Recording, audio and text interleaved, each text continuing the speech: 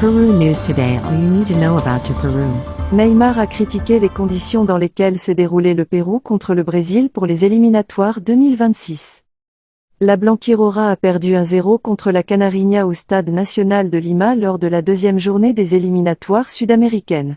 Le but a été marqué par Marquinhos dans les dernières minutes. L'équipe péruvienne s'est inclinée 1-0 contre le Brésil lors de la deuxième journée des éliminatoires sud-américains pour la Coupe du Monde 2026.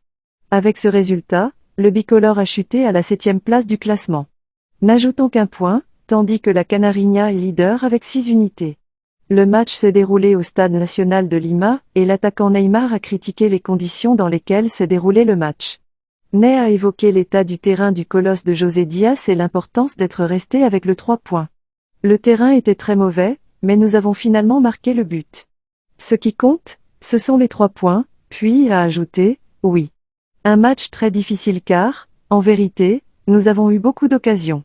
En première mi-temps, nous aurions pu faire 1-0 ou 2-0, mais c'était un match très difficile. Le Pérou a une équipe qui défend bien. Ce sont de bons joueurs. Les hautes herbes du Stade Nacional étaient une demande de l'entraîneur péruvien Juan Reynoso. Le stratège de 53 ans était présent lors de la préparation du terrain quelques jours avant le match contre le Brésil pour les éliminatoires sud-américains. Le prochain match des bicolores affrontera l'équipe chilienne le mardi 12 octobre à 19h au Monumental de Santiago pour la 3e journée des éliminatoires. Ensuite, il affrontera l'Argentine à domicile le mardi 17, 21h heure locale, à Lima. L'Albicéleste s'affrontera lors du premier match du prochain double rendez-vous contre le Paraguay au Monumental de Buenos Aires. Les numéros de Neymar contre le Pérou. Neymar Jr. était l'un des joueurs titulaires du Brésil pour affronter l'équipe péruvienne. L'ancien footballeur du PSG a joué 89 minutes et a quitté le terrain, laissant sa place à l'entrée de Rafael Veiga. Lorsqu'il était sur le terrain, il était l'un de ceux qui essayaient le plus de créer du danger. Selon le portail de statistiques sportives SofaScore, Ney avait une note de 7,4, étant l'une des plus élevées de la Canarinha, il a obtenu 74.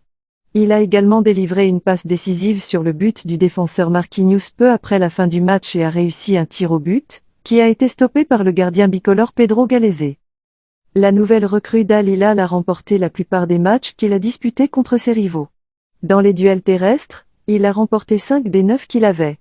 Dans les zones, il n'en a eu que 2 et a réussi dans une. Cependant, il n'a pas beaucoup contribué défensivement. Il n'a fait qu'une seule tentative de récupération. Pendant qu'il jouait, il n'a récupéré aucun ballon, en fait, il lui a été retiré 24 fois. Peru News Today. Follow us on Facebook and Instagram.